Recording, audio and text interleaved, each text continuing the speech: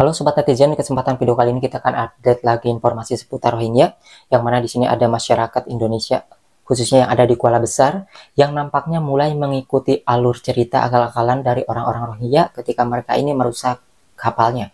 Dan di video kali ini juga kita akan sampaikan seperti apa respon dari salah satu negara konvensi PBB, yaitu Kanada, yang merespon Kementerian Luar Negeri kita, yaitu Retno Marsudi, yang mana di sini Kanada lebih memilih mengucurkan dana ke Aceh untuk orang-orang Rohingya.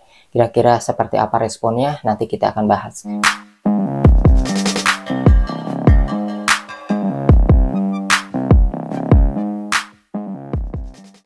Nah, untuk yang pertama, ini adalah masyarakat Kuala Besar.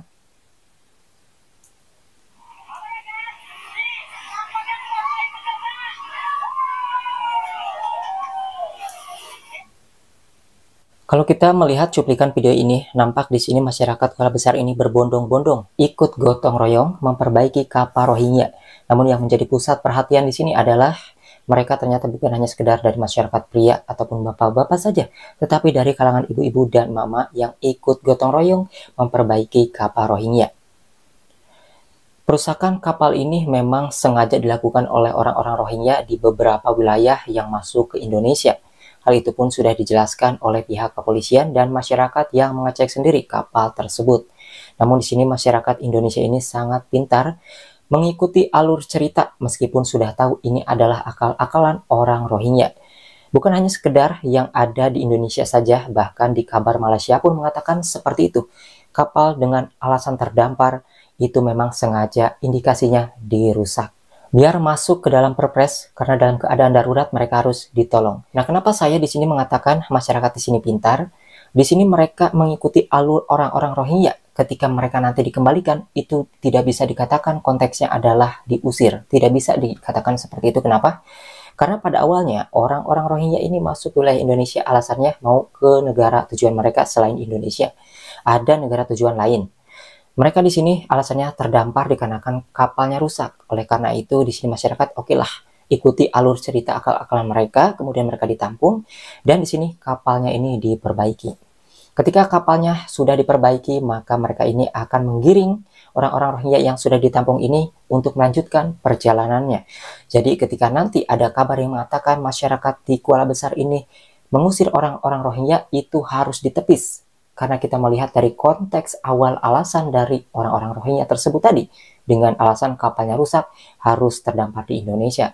Maka ketika masyarakat ini sudah memperbaiki kapalnya, kemudian menggiring kembali ke negara tujuan awal mereka, ini tidak bisa dikatakan sebagai pengusiran.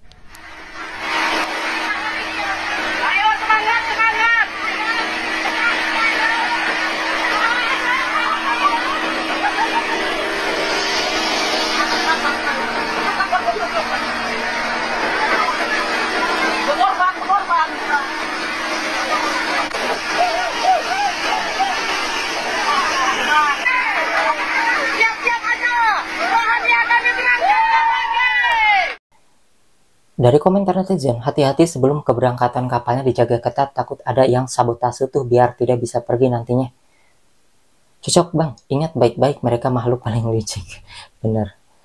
Wah, keren ya di sini ya, mengikuti alur cerita akal-akalan dari orang Rohingya dan mereka akhirnya diperbaiki kapal-kapalnya nih. Jadi tidak ada alasan lagi ya, kalau misalnya nanti digiring, itu bukan pengusiran, tapi mengikuti alasan mereka sebelumnya.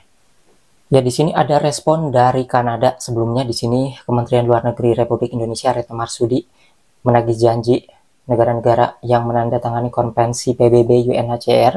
Di sini salah satu negara yang merespon adalah Kanada. Kita lihat nih seperti apa kesimpulannya ya.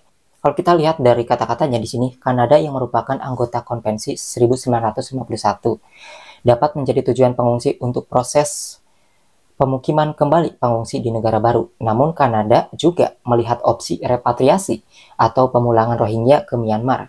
Syaratnya kondisi Myanmar harus aman terlebih dahulu. Nah, artinya di sini negara Kanada ini berpikir-pikir lagi juga ya. Dia melihat dulu nih, negara Myanmar kira-kira sudah aman atau belum. Kalau misalnya negara Myanmar ini kelihatannya belum aman dalam jangka waktu lama ke depan, itu mereka akan berpikir, wah pasti ini ngungsi bakal lama nih. Maka dari itu, dia ini mencari opsi kedua. Kita lihat di sini memperhatikan opsi kedua dulu. Kanada ini. Melihat orang-orang Rohingya ini kira-kira bakal ngungsi sebentar atau enggak. Lihat dari negara Myanmar dulu nih. Kalau misalnya negara Myanmar sudah mulai agak kondusif, maka mereka ini siap untuk menampung orang-orang Rohingya karena akan sementara. Karena menurut Kanada di sini mengatakan jika orang-orang Rohingya ini sebenarnya ingin kembali ke negara Myanmar. Khusus untuk Indonesia, Kanada telah mengalokasikan sejumlah uang untuk mengurusi orang Rohingya di Aceh. Untuk mendukung Indonesia, Kanada telah memberikan bantuan sebesar 50.000 dolar melalui dana Kanada untuk inisiatif lokal untuk penyediaan makanan dan air bagi pengungsi Rohingya yang tiba di Aceh di Indonesia. Nah, bila dirupiahkan dengan kurs saat ini, 50.000 dolar itu berarti sekitar 582.600.000 lebih. Mereka juga berkoordinasi dengan Kemlu RI serta lembaga berwenang sosial soal pengungsi. Jadi di sini sekitar 582 jutaan ya. Kanada tetap menjalin hubungan baik dengan IOM, UNHCR yang ada di Indonesia.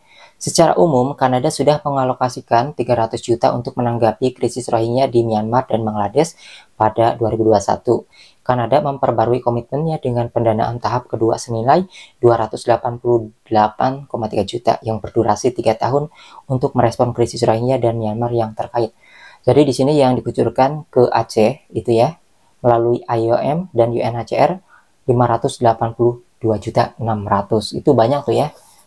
Kalau masyarakat di Aceh tahu dananya sebesar itu, mungkin tidak akan ikut ribet ya untuk mengeluarkan dana dari masyarakat sendiri gitu dan pemerintahan Indonesia. Nah, kalau kita melihat dari Kanada di sini responnya kan bukan silahkan aja kirimkan ke negara kami. Kita lihat nih dari opsi pertama. Di sini dia melihat dulu dari keadaan Myanmar apakah membaik atau tidak. Karena dia berpikir lagi bahwa orang Rohingya ini kalau misalnya Myanmar ini tidak kondusif dalam jangka waktu lama, maka Kanada di sini kayaknya lebih memilih enggak dulu, meskipun dia ada tanda tangan dengan konvensi PBB. Kemudian di sini Kanada lebih memilih mengucurkan dana untuk Indonesia ataupun ke Aceh untuk membiayai orang-orang Rohingya. Apakah dana tersebut sudah ada? Ini yang dikatakan oleh Kanada. Jangan sampai dikorup nih ya sama lembaga-lembaga dari Barat tersebut itu yang ada di Indonesia. Dari sini saja sudah kelihatan. Salah satunya Kanada. Nampaknya Kanada di sini sudah mulai menyesal ketika mereka mencoba sesuatu untuk menandatangani konvensi PBB dengan UNHCR. Kenapa seperti itu? Ya, di sisi lain negaranya tentunya keberatan ya. Harus menampung mereka, menyediakan tempat, di sisi lain juga harus mengeluarkan dana di negara tersebut sendiri. Maka dari situlah mereka berpikir juga bahwa daripada seperti itu mendingan ke Indonesiain aja orang-orangnya, kita lebih memilih untuk mengucurkan dananya saja. Seperti itu teman-teman ya. Jadi di sini juga nampaknya Kanada juga mulai berpikir-pikir lagi, tidak mau keberatan atau mengalami kerugian dua kali. Udah nampung, udah dananya. Seperti itu. Lebih baik dia ngucurin dana, ditampungnya mah di mana aja. Seperti itulah kira-kira kesimpulannya. Juga ada nih yang review kapal yang kondisi kapal pengungsi Rohingya ini sudah diperbaiki warga setempat. Namun di sini saya tidak bisa mendengarkan suaranya karena ini postingannya menggunakan musik, teman-teman, tidak ada suara dari orang tersebut sebenarnya. Campur-campur. Yang pasti di sini sudah diperbaiki. Ya, nanti kita akan sampaikan lagi seperti apa updatean terbaru seputar Rohingya. Apakah terus diinformasikan atau enggak? Silahkan tulis aja di kolom komentar. Jangan lupa untuk like video ini.